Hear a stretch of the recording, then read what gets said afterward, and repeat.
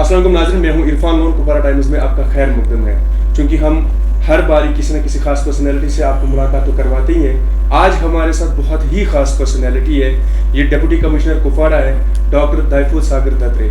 आज हम यही इनसे जानने की कोशिश करेंगे कि डिस्ट्रिक्ट डेवलपमेंट कमिश्नर होने के नाते इन्होंने जिस तरह से काम किए, डेवलपमेंट के साथ साथ जो भी आउट ऑफ द बॉक्स काम किए, उनको लेके किस तरह से और मजीद काम किया जा सकता है। पहले सर आपका बहुत बहुत शुक्रिया हमारे इस पर आने के लिए। मैं यहीं से शुरू करूंगा। एजुकेशन और हेल्थ सेक्टर जो होते हैं वो बुनियाद होती है हर एक जगह पे डेवलपमेंट के लिए।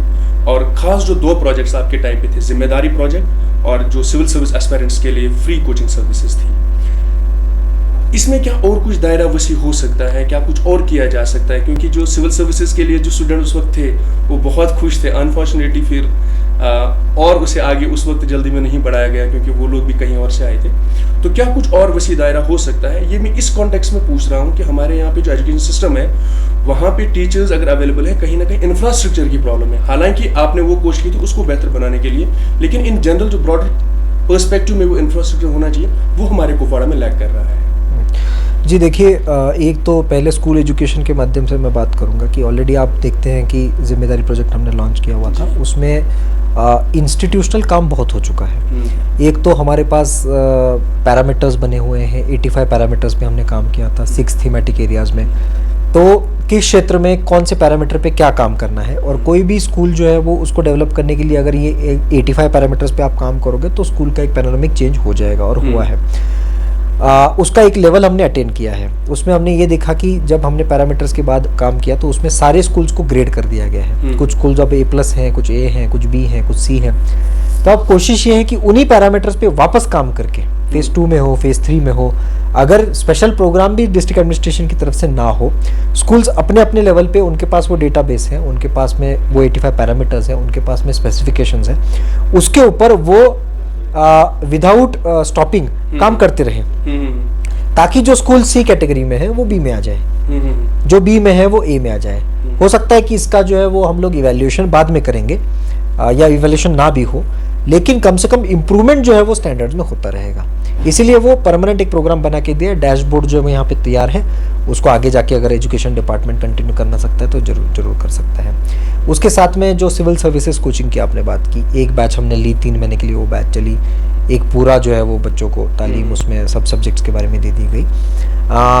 कोशिश हमें ये करनी चाहिए कि किस प्रकार से हर साल एक बैच बच्चों का, जिसमें हम एंट्रेंस टेस्ट ले और बच्चों को जो है वो उसमें सिलेक्ट करें और आगे चले जाए। जो पिछली बैच में बच्चे थे 3 महीने के लिए उन्होंने बैच की, उसके बाद हमने पूना में ज्ञान प्रबोधिनी इंस्टीट्यूट के साथ उनको जो है वो लिंक करवा के दिया। उसके बाद ऑनलाइन क्लासेस भी उनके काफ़ी चले, और उसमें से जो प्रॉमिसिंग कैंडिडेट्स लगे उनको जो है वो कंटिन्यूइंग वहाँ पे जो है वो कोचिंग दे रहे हैं। मैं सर ये और इसी के रिलेटेड ये पूछना चाहता हूँ, क्योंकि अभी शायद ही ऐसा कोई ब्लॉक है, शायद ही ऐसा कोई जोन है एजुकेशन के हवाले से अगर हम देखें जहाँ आप नहीं गए होंगे।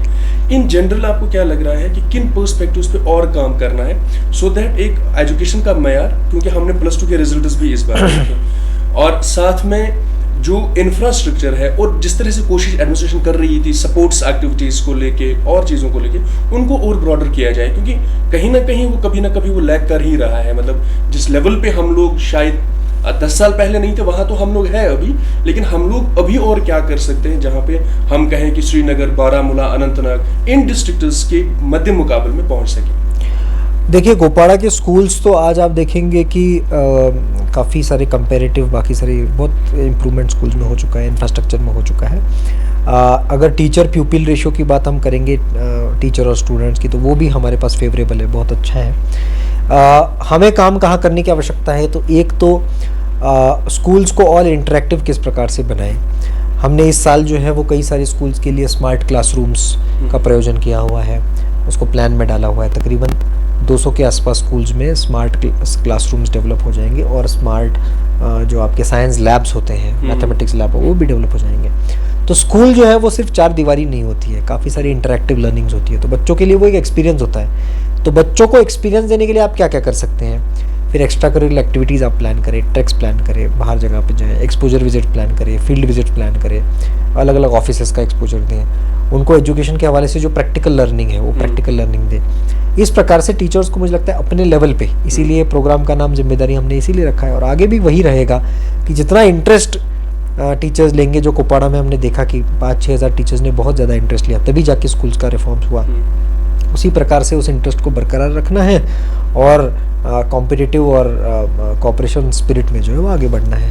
बॉर्डर टूरिज्म और टूरिज्म की जब हम इन जनरल बात करेंगे, विंटर कार्निवल हुआ, बहुत बड़े लेवल पे हुआ और उसकी वजह से अट्रैक्शन भी हुआ, क्योंकि हम केरन का कल देख रहे थे, कल ही आ गए थे रैली फॉर वैली वाले, इससे पहले भी चल रहा है। बॉर्डर टूरिज्म को प्रमोट करने के लिए और इन जनरल कुपवाड़ा की टूरिज्म को प्रमोट करने के लिए और अभी कौन से प्रोजेक्ट्स हैं जो आप लोगों ने प्रपोज किए हुए हैं और क्या आपको लग रहा है कि उनमें किस तरह से और काम करना है? ये मैं फिर से एक कॉन्टेक्स्ट देके LBDDA की जब हम बात कर रहे हैं तो कहीं ना कहीं इंफ्रास्ट्रक्चर का जो टूरिज्म के हवाले से या LBDDA के हवाले से वो कमी है उस चीज़ की, तो उसके हवाले से क्या कुछ किया जाना चाहिए या क्या कुछ किया जा रहा है? देखिए, कुपवाड़ा में हमें पहले ये देखना होगा हमारी खासियत क्या है। एक तो कुपवाड़ा सबसे खूबसूरत जिलों में से एक है, उसके साथ साथ यहाँ अगर स्पेशली बाकी ज़िलों के कंपैरिजन में अगर लोग आएंगे तो सबसे इम्पॉर्टेंट है कि बॉर्डर टूरिज्म के लिए लोग बॉर्डर्स देखने आएंगे, LOC के स्थित एरियाज देखने आएंगे, इसीलिए वो हमारी स्पेशलिटी है।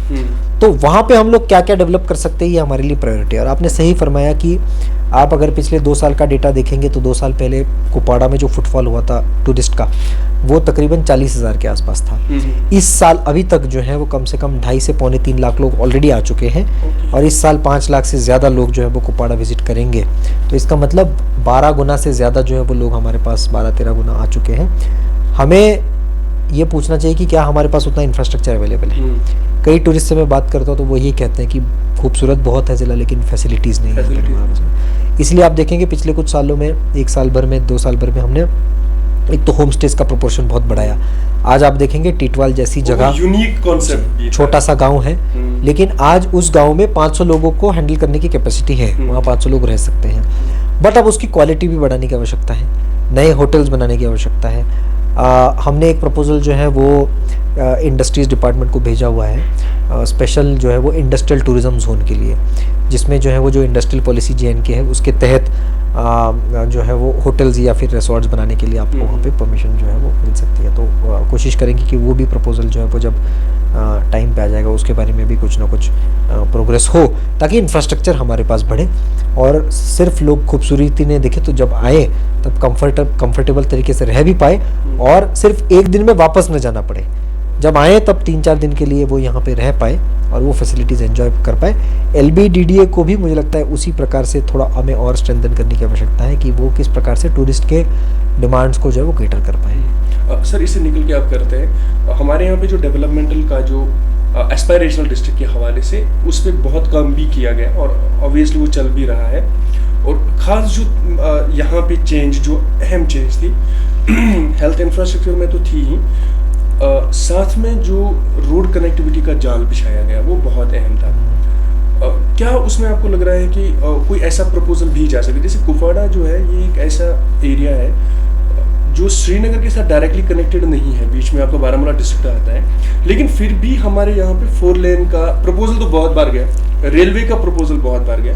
ये जो 2 अहम है डिस्ट्रिक्ट को डेवलप करने के लिए वो हो नहीं पा रहे हैं, क्या उसमें हम लोग पहले से ही काम कर रहे हैं या ऐसा गवर्नमेंट जो इतना इंटरेस्ट है कि वो उसमें हमें कुछ दे रही है? नहीं, देखिए 4 लेनिंग का प्रपोजल जो है वो काफ़ी पिछले सालों से स्लो गति पे था, लेकिन इस साल जो है आपको पता होना चाहिए कि 100% इसका लैंड एक्विजिशन रिलेटेड काम हो चुका है। अब हम लोग सिर्फ वेट कर रहे हैं कि जब हमारे पास वो फंड आ जाएंगे तो हम लोग जो है वो कॉम्पेंसेशन लैंड ओनर्स को दे देंगे। और मुझे पूरी आशा है कि जिस पेस से पिछले साल भर में चला है उसके तहत अगर हम देखेंगे तो पिछले आने वाले 6-7 महीने के अंदर फिजिकल काम जो है वो रोड का शुरू हो जाना चाहिए। इस लेवल पे हम लोग आ गए हैं। वो 4 लेनिंग का प्रपोजल हमारे लिए मेजर प्रपोजल है।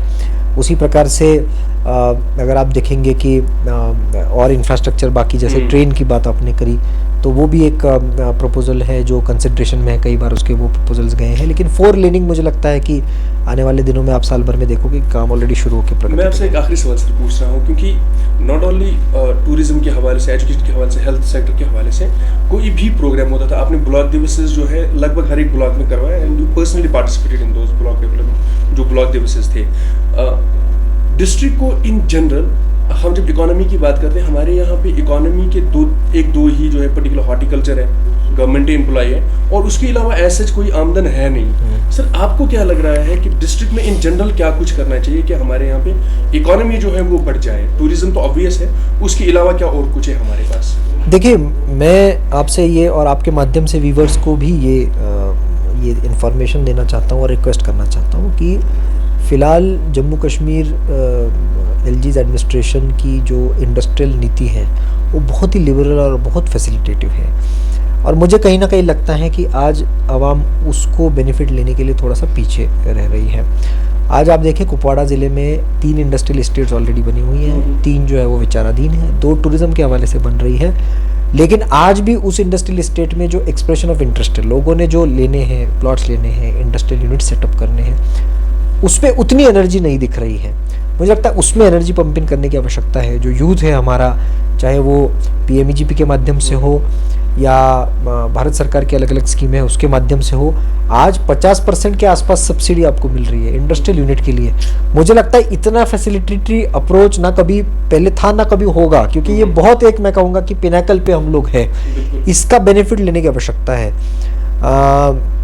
इंडस्ट्रियल यूनिट्स जो है वो काफ़ी कुपवाड़ा को हेल्प करेंगे, क्योंकि आप देखेंगे ओडीओपी में जैसे वॉलनट, हमारा हाईएस्ट प्रोडक्शन ऑफ वॉलनट है, उसमें हज़ारों प्रकार की चीज़ें बन सकती है। चॉकलेट कोटेड वॉलनट से लेके हनी वॉलनट से लेके आपके मतलब बहुत सारी चीज़ें प्रोडक्ट बन सकती हैं। आज हम लोग उसमें पीछे हैं, हम लोग सिर्फ बेयर वॉलनट बनाते हैं, गिरी उसका निकालते हैं और हम लोग बेच देते हैं। जितना ज़्यादा प्रोसेसिंग में हम लोग जाएंगे, जाहिर सी बात है कि उतना इनपुट्स बाहर आएगा। कोल्ड स्टोरेज के लिए हमें बहुत काम करने की आवश्यकता है। आज कुपवाड़ा में बड़ी मात्रा का, जिसको हम कहें हज़ारों टन का, एक भी कोल्ड स्टोरेज, बड़ा कोल्ड स्टोरेज हमारे पास अवेलेबल नहीं है। हालांकि पॉलिसी भी है, फैसिलिटीज़ अवेलेबल है, इंडस्ट्रियल यूनिट्स में हम लोग दे सकते हैं। हमारा प्रोडक्शन जो है वो एप्पल्स का, चेरीज़ का, ये भी बहुत अच्छा है। तो इन चीज़ों में हमें पढ़ना है कि एक तरह जो हमारा एग्रीकल्चर प्रोडक्ट्स है, अगर वो प्रोसेसिंग की तरफ, और टूरिज़्म जो मैंने आपको ऑलरेडी बताया कि टूरिज़्म के हवाले से भी हमें बहुत सारा काम करने की आवश्यकता है, क्योंकि ये फुटफॉल दिन ब दिन बढ़ता रहेगा। उसको हमें, अगर हम ट्रैप नहीं कर पाएंगे तो वो रिवर्स उसका फिर ट्रेंड शुरू हो जाएगा। इसीलिए आने वाले दिनों में होटलिंग सेक्टर, रिसोर्ट्स और मैन्युफैक्चरिंग, इसमें बहुत ज़्यादा पोटेंशियल है कुपवाड़ा डिस्ट्रिक्ट में, उसमें हमें जो है वो काम करने की आवश्यकता है। सर एक थोड़ा सा पर्सनली पूछ लेता हूँ, बिकॉज आपने यहाँ पे बहुत कम टाइम दिया कुपवाड़ा में, ऐसे इससे पहले आप और भी जगहों पे थे, उड़ी में थे, दूसरी जगह पे थे, तो कश्मीर से अभी आपकी ट्रांसफ़र हो ही रही है। थोड़ा सा तो पर्सनली क्या आपको ये लग रहा है कि दुख नहीं होना चाहिए, या फिर आप खुश भी हैं कि अपने एरिया में जा रहे हैं? क्योंकि मुझे ये सर कल से ही जहन में आ रहा था, बीइंग एन IAS ऑफिसर, अभी जब हम देख रहे हैं आप लोगों की जो पर्टिकुलरली जो जैसे आप यहाँ पे हैं, तो आपकी जो ड्यूटी है वो काइंड ऑफ वो आर्मी टाइप पे हो जाती है कि बच्चे वहाँ पे पढ़ रहे हैं, फिर वहाँ पे जा रहे हैं, पर्सनल लाइफ का थोड़ा सा बैलेंस करना टफ हो जाता है। अभी फ़िलहाल मैं घर के नज़दीक जा रहा हूँ, तो इसीलिए थोड़ा एक खुशी भी है मन में कि 8-9 साल के बाद घर के पास जा रहा हूँ। लेकिन दुख उससे ज़्यादा इस बात का है कि कश्मीर जैसे सुंदर लोग, सुंदर इलाका, शायद बहुत प्यार इज़्ज़त यहाँ पे मिली, और 8-10 साल से यहाँ पे थे, तो एक वो नॉस्टैल्जिक फीलिंग ज़रूर रहेगी वापस जाने की। लेकिन ये एक काडर का हिस्सा है हमारे, जो हो सकता है कि वापस कभी घूम फिर के यहाँ सर्विस करने का मौका मिलेगा, तो हम अपने आप को ज़रूर खुश नसीबी समझेंगे। We wish you all the best, sir, and thank you so much for this interview. Thank you to the people of Kupwada. Thank you so much for giving so much of love and affection. Thank you. Thank you, sir. Thank you.